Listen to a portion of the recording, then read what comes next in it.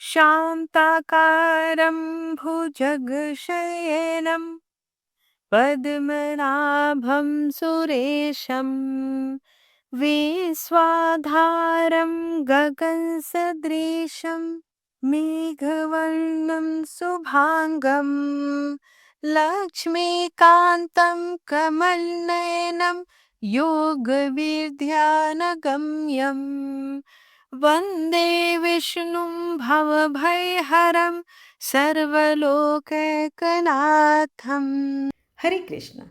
नमस्कार दोस्तों, आप समस्त श्रोतागण का आपके YouTube चैनल जीवन अमृत पर हार्दिक अभिनंदन है।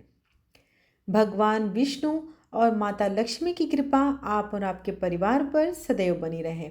आज बृहस्पतिवार का दिन है और आज के दिन बृहस्पति देव की कथा श्रवण करना विशेष फलदायी माना जाता है। तो आइए भगवान बृहस्पति देव की दोनों प्रचलित कथाओं का रसपान करते हैं।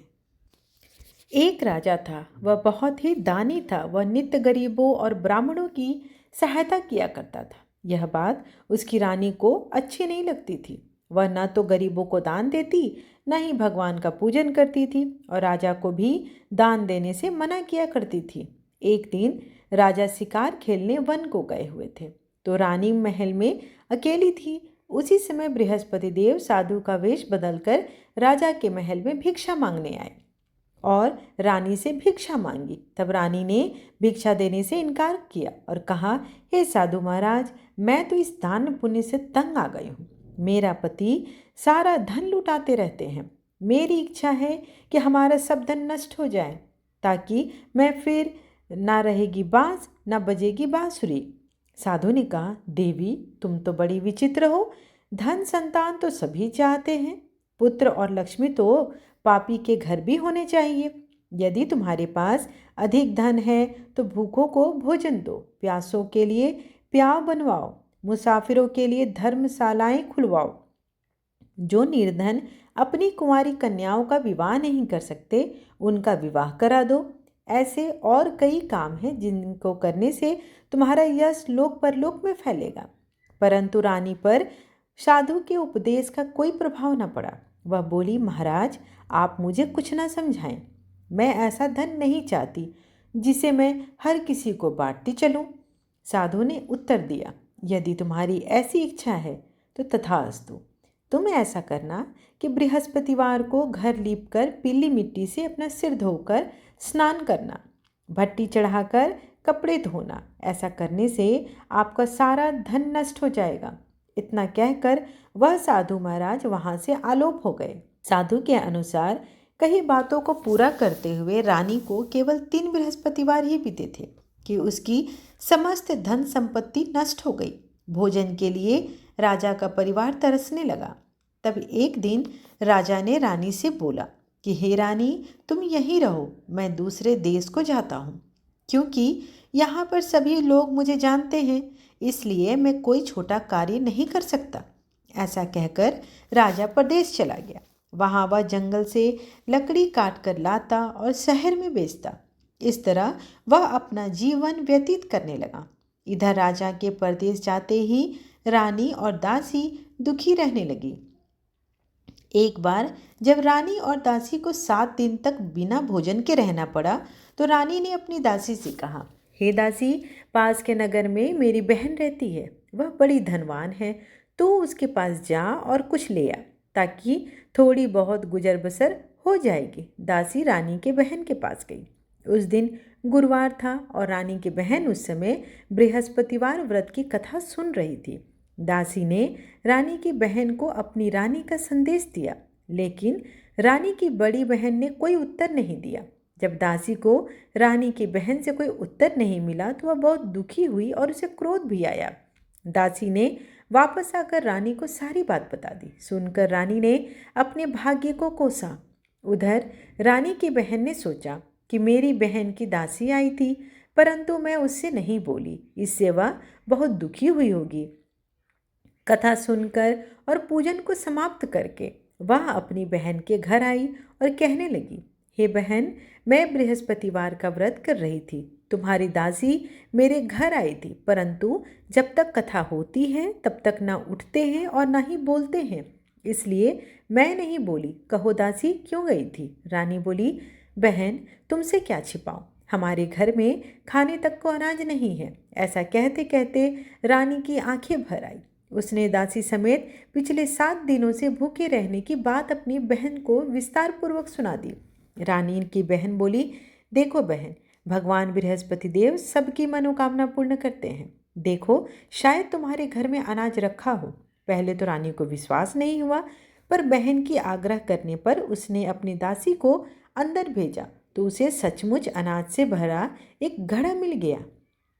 उसे देखकर दासी को बड़ी हैरानी हुई। दासी ने रानी से कहा, हे रानी, जब हमको भोजन नहीं मिलता तो हम व्रत ही तो करते हैं, इसलिए क्यों न इनसे व्रत और कथा की विधि पूछ ली जाए ताकि हम भी इस उत्तम व्रत को कर सके। तब रानी ने अपनी बहन से बृहस्पतिवार व्रत के बारे में पूछा।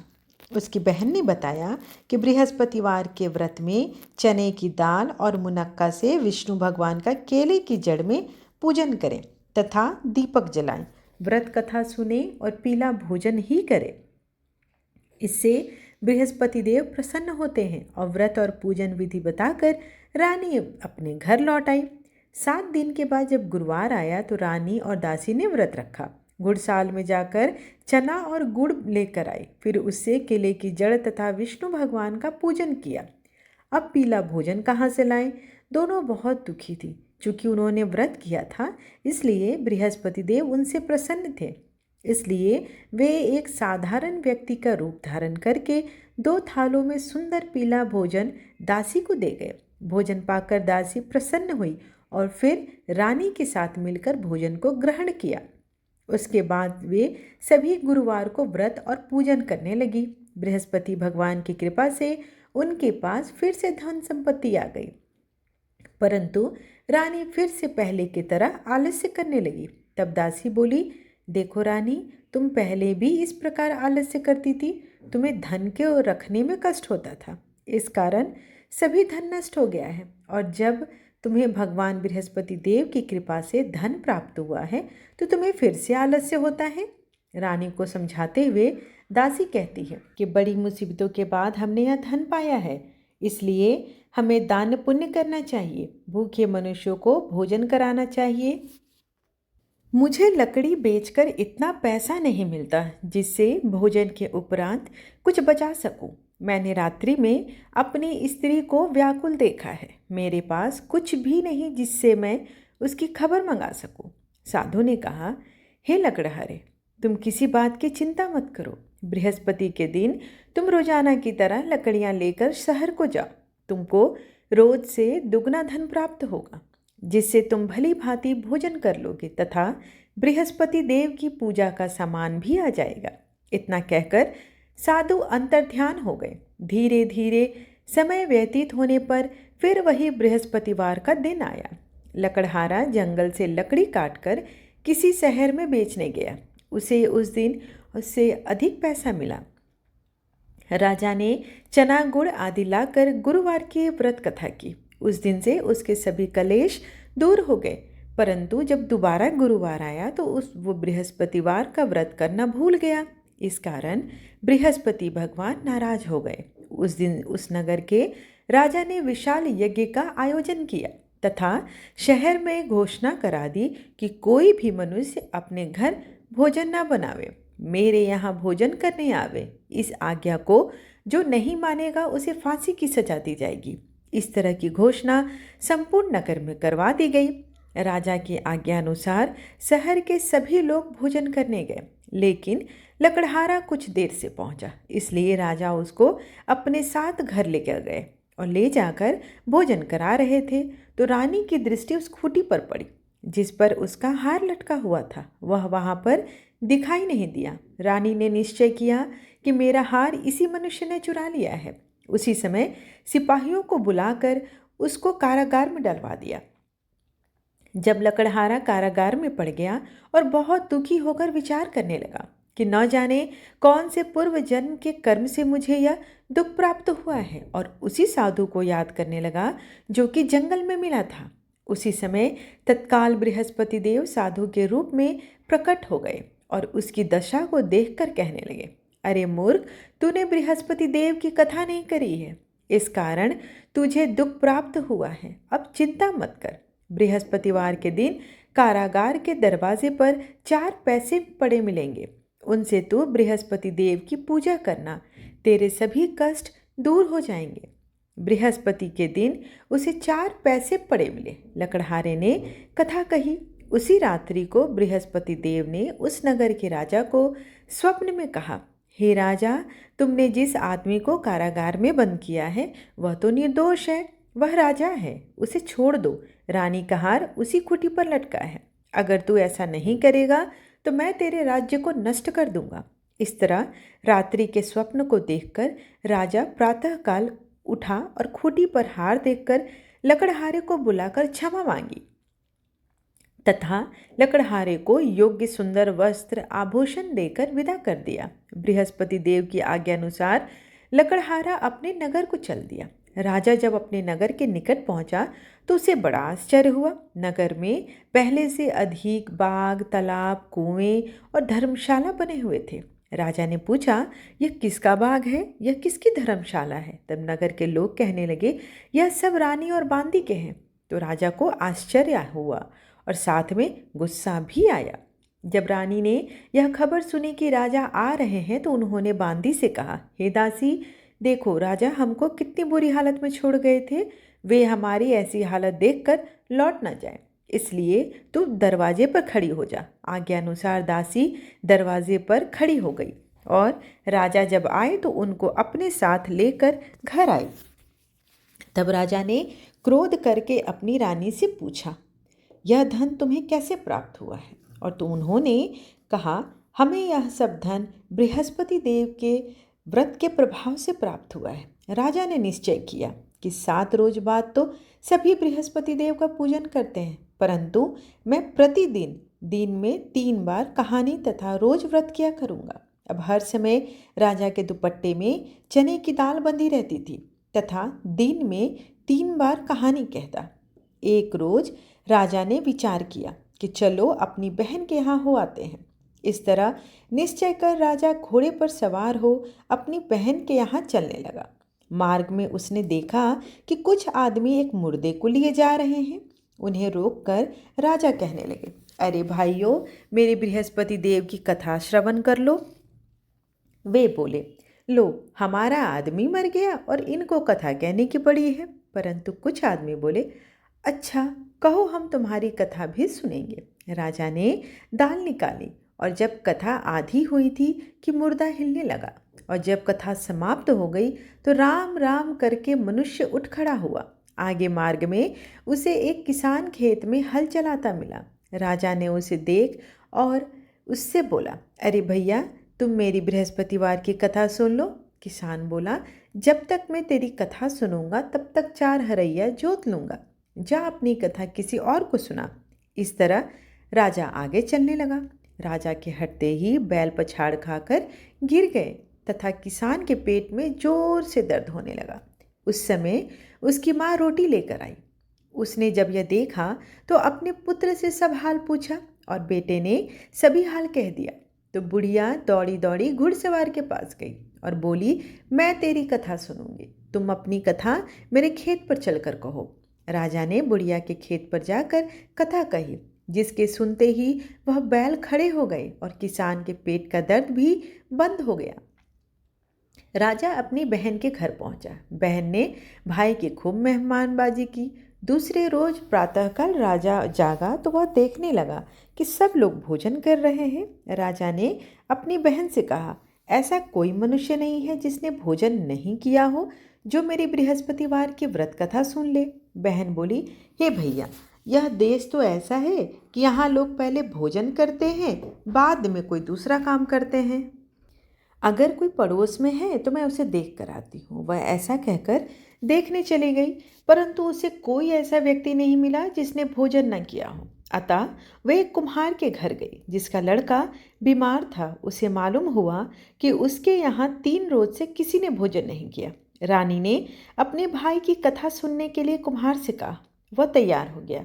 राजा ने जाकर बृहस्पतिवार की कथा कही, जिसको सुनकर उसका लड़का ठीक हो गया अब तो राजा की प्रशंसा होने लगी।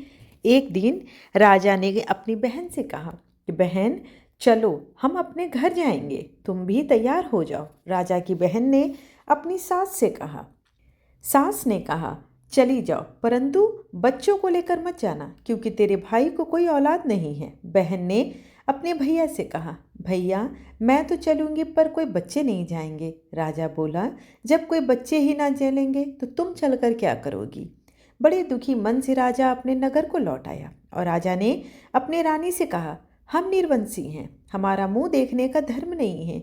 भोजन इत्यादि बिना कुछ किए वह सो गया। रानी बोली हे प्रभु, बृहस्पति देव ने हमें सब कुछ दिया है, वह हमें संतान सुख भी अवश्य देंगे। उसी रात को बृहस्पति देव ने राजा से स्वप्न में कहा हे राजन उठ, सभी सोच को त्याग दे, तेरी रानी गर्भ से है। राजा की यह बात सुनकर बड़ी खुशी हुई। 9वें महीने में उसके गर्भ से एक सुंदर पुत्र पैदा हुआ। तब राजा बोला हे रानी, स्त्री बिना भोजन के रह सकती है पर बिना कहे नहीं। जब मेरी बहन आएगी तो तुम उसे कुछ न कहना। रानी ने सुनकर हाँ कर दिया। जब राजा की बहन आई और यह शुभ समाचार सुना तो वह बधाई लेकर आई, अपने भाई के यहाँ आई। तब रानी ने कहा घोड़ा चढ़कर तो नहीं आई, गधा चढ़ी आई। राजा की बहन बोली भाभी, मैं इस प्रकार नहीं कहती तो तुम्हें औलाद कैसे मिलती। बृहस्पति देव ऐसे ही हैं, जैसी जिनके मन में कामनाएं हैं सभी को पूर्ण करते हैं। जो सद्भावना पूर्वक भगवान बृहस्पतिवार का व्रत करता है एवं कथा पढ़ता है अथवा सुनाता है, दूसरों को सभी मनोकामना पूर्ण करती हैं।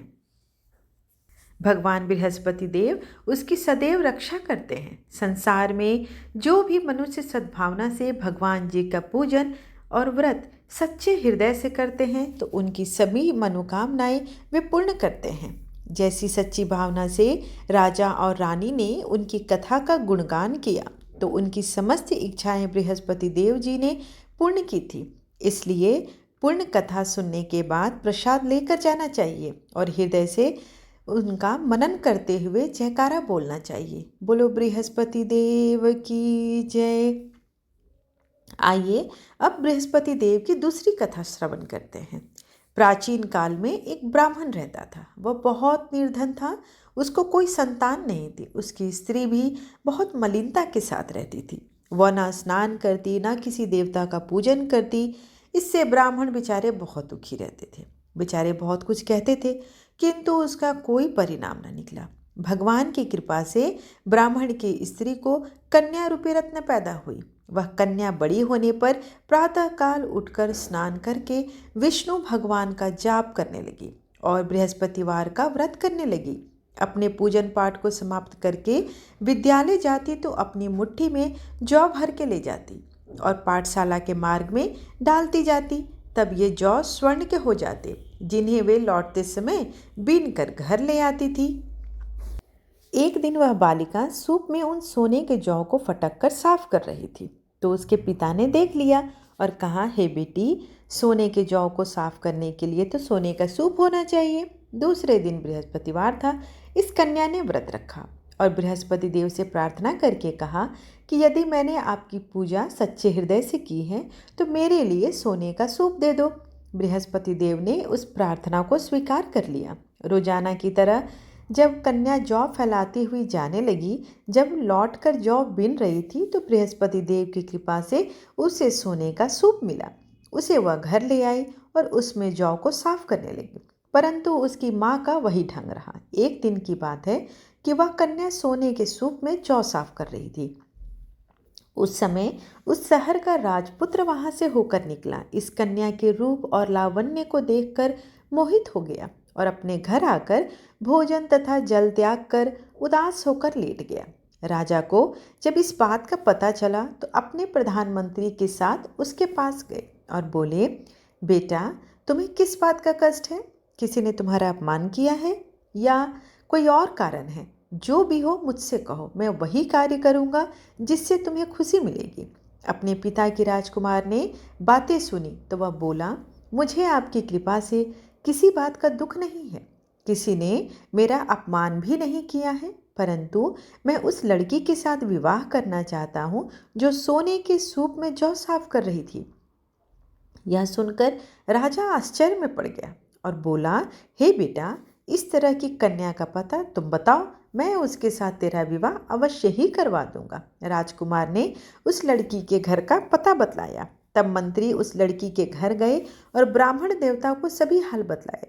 ब्राह्मण देवता राजकुमार के साथ अपनी कन्या का विवाह करने के लिए तैयार हो गए और विधि विधान के अनुसार ब्राह्मण कन्या का विवाह राजकुमार के साथ हो गया। कन्या के घर से जाते ही पहले की भांति उस ब्राह्मण देवता के घर में गरीबी का निवास हो गया। अब भोजन के लिए भी अन्न बड़ी मुश्किल से मिलता था। एक दिन दुखी होकर ब्राह्मण देवता अपनी पुत्री के पास गए। बेटी ने पिता की ऐसी हालत देखकर अपनी माँ का हाल पूछा। तब ब्राह्मण ने सभी हाल कहा। कन्या ने बहुत सा धन देकर अपने पिता को विदा कर दिया। इस तरह ब्राह्मण का कुछ समय सुखपूर्वक व्यतीत हुआ। कुछ दिन बाद फिर वही हाल हो गया। ब्राह्मण फिर अपनी कन्या के यहाँ गया और सारा हाल कहा तो लड़की बोली, हे पिताजी, आप माता जी को लेते आइए, मैं उन्हें विधि बता दूंगी जिससे गरीबी दूर हो जाए। वह ब्राह्मण देवता अपनी स्त्री को साथ लेकर पहुंचे तो माँ को वो समझाने लगी, हे माँ, तुम प्रातःकाल प्रथम स्नान आदि करके विष्णु भगवान का पूजन करो तो सब दरिद्रता दूर हो जाएगी।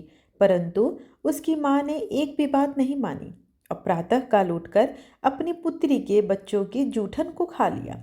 इससे उसकी पुत्री को भी बहुत गुस्सा आया और रात में एक कोठरी में उन्हें बंद कर दिया।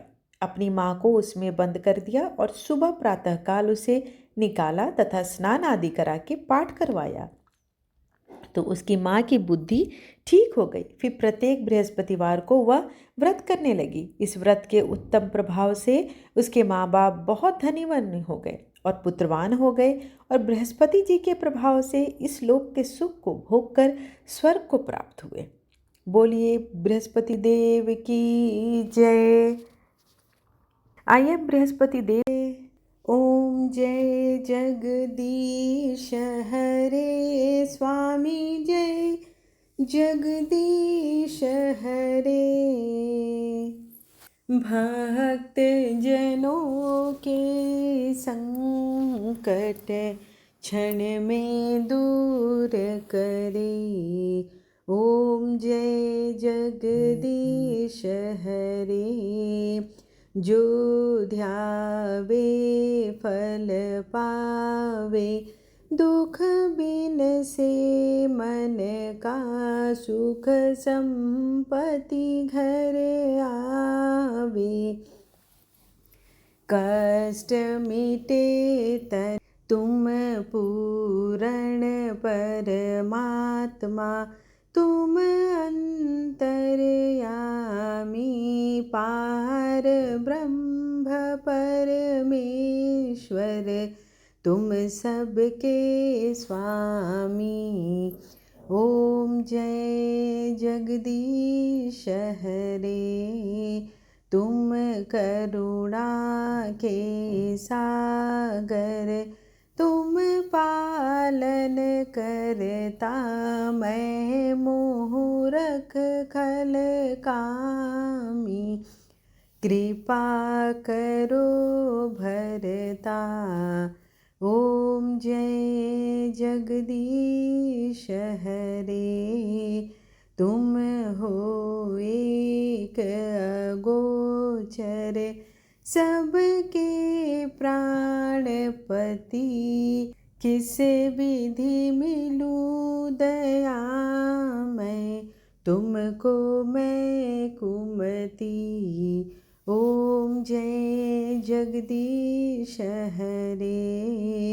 दीन बंधु दुख हरता, तुम ठाकुर मेरे, अपने हाथ उठाओ, द्वार पड़ा मैं तेरे। ओम जय जगदीश हरे। विषय विकार मिटाओ, पाप हरो देवा, श्रद्धा संतन की सेवा। ओम जय जगदीश हरे। त्वमेव माता च पिता त्वमेव बन्धु च सखा त्वमेव विद्या द्रविणं त्वमेव सर्वं मम देव देव। आरतीं समर्पयामि विष्णुदेवताय नमो नमः। सब देवों की जय, सब देवियों की जय, सब संतों की जय। आशा करती हूँ कि आज की वीडियो आपको पसंद आई हो। वीडियो पसंद आए तो लाइक शेयर एंड सब्सक्राइब करना बिल्कुल ना भूलें। धन्यवाद।